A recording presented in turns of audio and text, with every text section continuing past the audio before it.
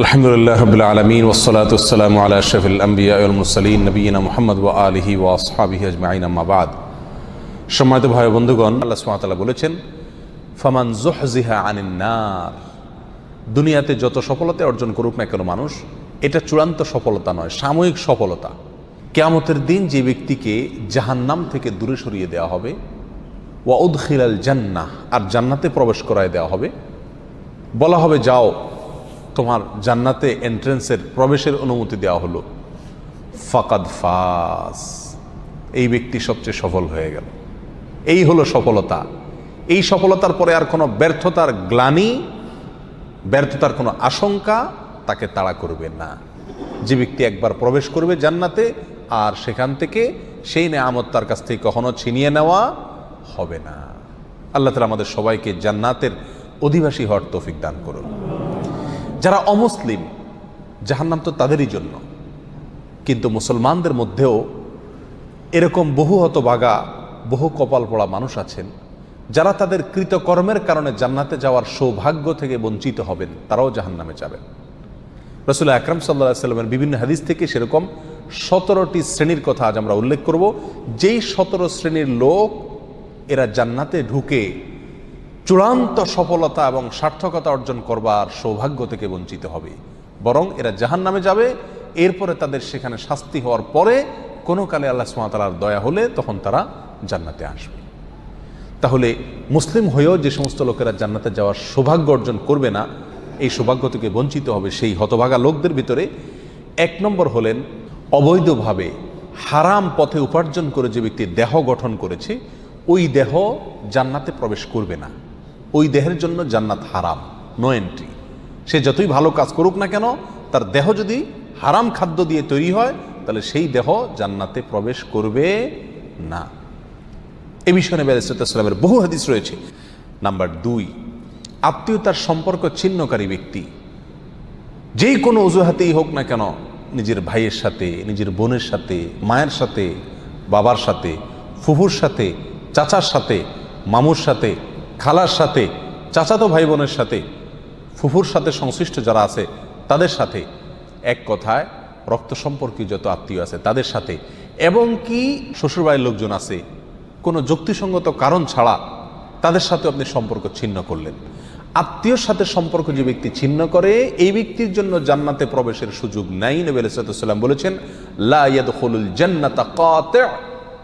যে ব্যক্তি আত্মীয়তার সম্পর্ককে ছিন্ন করে ফেলে, কোনো সম্পর্ক রাখে না, কথাবার্তা বন্ধ করে দেয়, উঠা বসা বন্ধ করে দেয়, এই ব্যক্তি জান্নাতে প্রবেশ করবে না। আপনার জান্নাতে যাওয়ার স্বার্থেই আপনাকে রক্ত সম্পর্ক আত্মীয়দের সাথে কি করতে হবে? সম্পর্কটাকে রক্ষা করে রাখতে হবে। তৃতীয়ত, মুসলিম হয়েও যে ব্যক্তি জান্নাতে প্রবেশ করতে পারবে না ভাই, তিনি হলেন ওই ব্যক্তি যে তার প্রতিবেশীকে কষ্ট দেয়। পাশের জমিনওয়ালার আইল ঠেলাঠেলি করে, পাশের বাড়ির লোকের ছাদের উপরে ময়লা ফেলে, জোরে সাউন্ড দিয়ে গান শুনে পাশের প্রতিবেশীর কষ্ট হয়। এক কথায় প্রতিবেশীকে যারা কষ্ট দেয়, এই লোকগুলো জান্নাতে যাবে না। এ বিষয়ে সহিহ মুসলিমের ভিতরে সুস্পষ্ট হাদিস রয়েছে, যে হাদিসের আলোকে জানা যাচ্ছে যে ব্যক্তি তার প্রতিবেশীকে কষ্ট দেয়, সে জান্নাতে প্রবেশ করতে পারবে না। অতএব আমার আশেপাশে যারা বসবাস করবে, প্রতিবেশী যারা থাকবেন, তাদের সাথে সম্পর্ক ভালো রাখার চেষ্টা করতে হবে। সম্পর্ক ভালো রাখতে পারেন আর না পারেন, অন্তত আপনার কোনো আচরণ দ্বারায়, আপনার কোনো কাজ দ্বারা যেন তাদের কোনো কষ্ট না হয়। নাম্বার 4, মা বাবার অবাধ্য সন্তান। যেই সন্তান তার মা বাবার ন্যায্য নির্দেশকে অমান্য করে, লঙ্ঘন করে, পাত্তা দেয় না, মানে না, এই সন্তানের জন্য জান্নাত নিষেধ। সে যত নেকামল করুক, সে যত ভালো কাজ করুক, যত নামাজ কালাম পড়ুক, কপালে দাগ ফেলায় দেখ, কোনো ফায়দা নাই, তার জান্নাতে যাওয়ার সুযোগ নাই যদি সে কি করে? মা বাবার নির্দেশকে লঙ্ঘন করে। আল্লাহ এবং তার রাসূলের নির্দেশের পরেই আল্লাহর জমিনে যদি কারণ নির্দেশ মানা জরুরি হয়, বাধ্যতামূলক হয়, তিনি হলেন কে? মা এবং বাবা। যদি তারা আল্লাহর নির্দেশের বাইরে কিছু করতে বলে, অন্যায় করতে বলে, তাহলে সেটা মানা যাবে না। অযৌক্তিক কিছু করতে বললেও সেটা মানা যাবে না, কিন্তু যুক্তিসঙ্গত যত নির্দেশ করবে সেটা আপনাকে মানতে হবে। আর যদি সেটা মানা আপনার জন্য অসম্ভব হয়, আপনার সাধ্যের বাইরে কোনো কিছু নির্দেশ করে, তাহলে তো আর আপনার কিছু করার নাই। তবে কোনো অবস্থাতে ব্যবহার খারাপ করা যাবে না। মা বাবার সাথে যারা সম্পর্ক নষ্ট করে তারা জান্নাতে যেতে পারে না। মুস্তাদরাক হাকিমের বিষয়ে হাদিস রয়েছে। নাম্বার 5, মুসলমান হয়েও যারা জান্নাতে যেতে পারবে না তাদের ভিতরে 5 নম্বর ব্যক্তি হলো ভাই অশ্লীল ভাষায় কথা বলে, যে গালিগালাজ করে, যে কথায় কথায় আজে বাজে মন্তব্য করে এবং উগ্র মেজাজি, মানুষকে সবসময় দমায় রাখার চেষ্টা করে, দাবায় রাখার চেষ্টা করে, কখনো মানুষকে পাত্তা দেয় না, সাইড দেয় না, সবসময় সেই উপরে থাকার চেষ্টা করে, গোয়ার কিসিমের লোক যেটাকে বলা হয়। স্পষ্টভাবে হাদিসের ভিতরে এসছে যে এই শ্রেণীর লোক কি করবে না, জান্নাতে যাবে না। সুনান আবু দাউদ এবং অন্যান্য হাদিসের কিতাবে হাদিস রয়েছে। মুসলমান হয়েও যারা জান্নাতে যাবে না সেই লোকদের মধ্য থেকে 6 নম্বর হলেন সেই সমস্ত শাসকেরা, সেই সমস্ত নেতারা যারা তাদের প্রজাদেরকে, যারা তাদের অধীনস্থ লোকদেরকে ধোঁকা দেয়। আজ দুনিয়ার কয়জন শাসক এর থেকে বাঁচতে পারবে সেটা আল্লাহই ভালো জানেন। বলেন একটা, করেন আরেকটা, নির্বাচনের আগে ওয়াদা করেন একটা, ধোঁকা দেন, পরে আর সেটা পালন করেন না। তো সে সমস্ত শাসকেরা যারা তাদের প্রজাদেরকে, অধীনস্থদেরকে ধোঁকা দেয় তারাও জান্নাতে প্রবেশ করতে পারবে না। এই বিষয়ে সহিহ বুখারীতে হাদিস রয়েছে। 7 নম্বর, মুসলমান হয়েও যে ব্যক্তি জান্নাতে যাবে না সে হলো অন্যের সম্পদ যে আত্মসাৎ করে। প্রথম শ্রেণীটা ছিল যে হারাম মাল ভক্ষণকারী, সেটা আল্লাহর হক নষ্ট করে হতে পারে।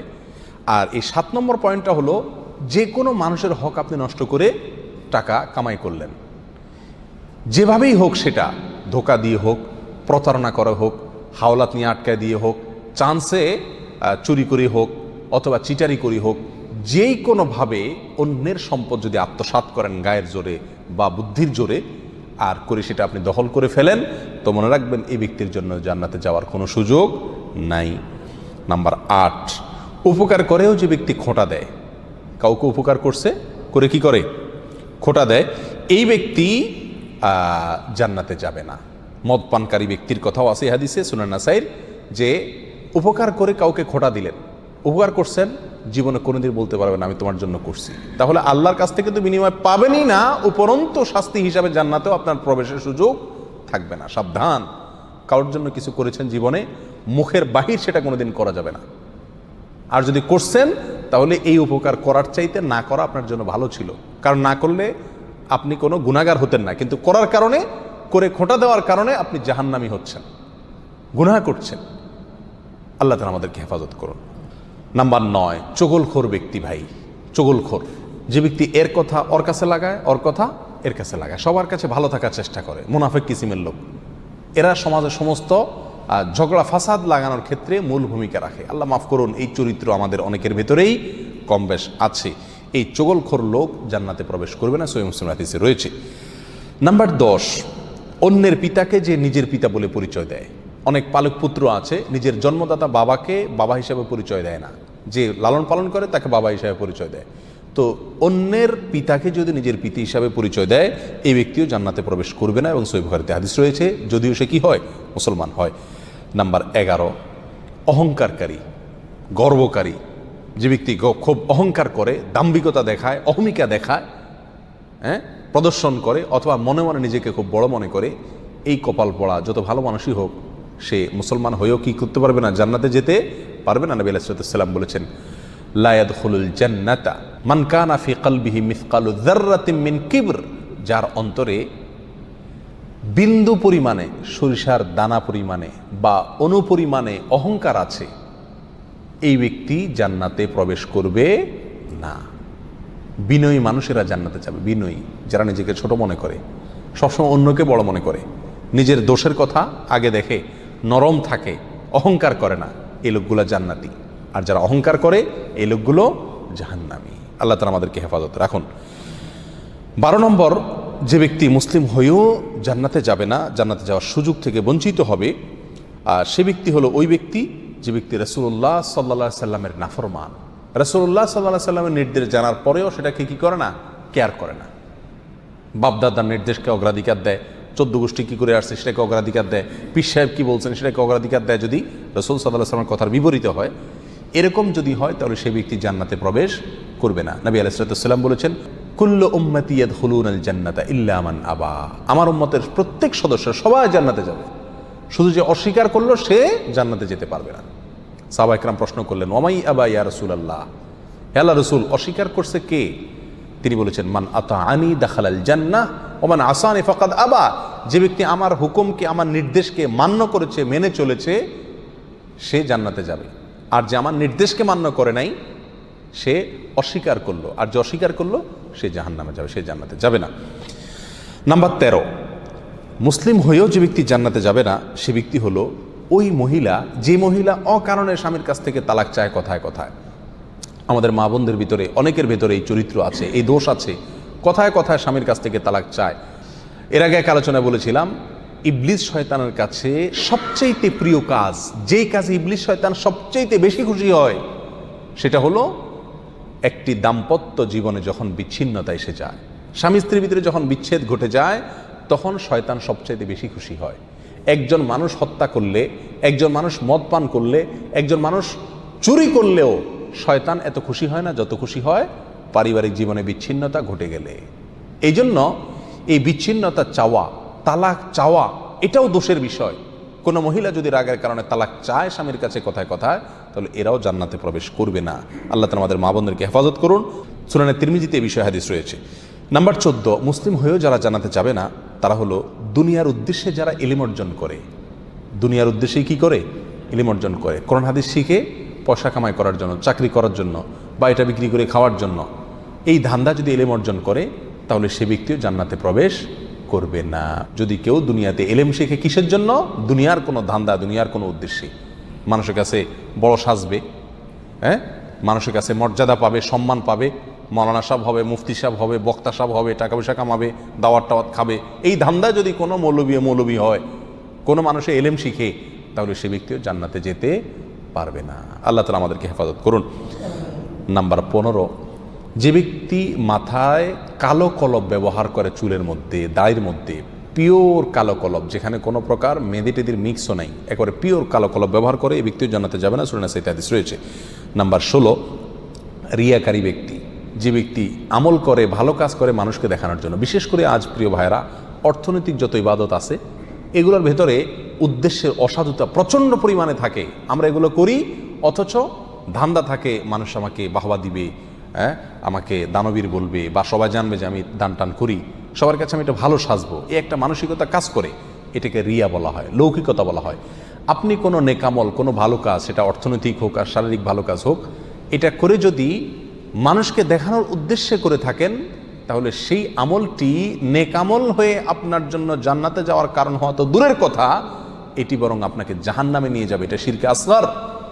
নবী আলাইহিস সালাম বলেছেন আখেরি জামানায়, শেষ যুগে, কিয়ামতের আগে দাজ্জালের যে আতঙ্ক হবে, যে আতঙ্কে তার ভেলকিতে অনেক মুসলমান অমুসলমান হয়ে যাবে, ঈমান হারা হয়ে যাবে। সে আল্লাহ দাবি করবে এবং অনেক কুদরত দেখাবে, তার দেখে অনেকে ভেলকিতে পড়ে যাবে। সেই সময়ে তোমাদের জন্য ঈমানের উপরে টিকে থাকা যত কঠিন হবে, সেই সিচুয়েশনে তোমরা যে বিপদে পড়বে সেটাকে আমি যতটা ভয় পাই, তার চাইতে বেশি ভয় পাই তোমাদের জন্য এই শিরকে আসগরকে। অর্থাৎ এমন এক সময় আসবে যখন যত আমল করবে মানুষ সবগুলো মানুষকে দেখানোর জন্য করবে, আল্লাহকে খুশি করার জন্য কোনো আমল খুঁজে পাওয়া কঠিন হয়ে যাবে। এই সেই রিয়া, লৌকিকতা, মানুষকে দেখানো, মানুষের কাছে বাহবা কুড়ানো, মানুষের কাছে সুনাম অর্জন করার জন্য যদি যে কোনো ভালো কাজ করা হয় তাহলে এই ব্যক্তি জান্নাতে প্রবেশ করবে না। সহিহ বুখারী, সহিহ মুসলিমে বিষয় হাদিস রয়েছে। নাম্বার 17, ওয়ারিশকে বঞ্চিতকারী ব্যক্তি, যে ব্যক্তি তার পরিত্যক্ত সম্পত্তি থেকে তার কোনো ওয়ারিশকে কি করে? মাহরুম করে, এই ব্যক্তি জান্নাতে যাবে না।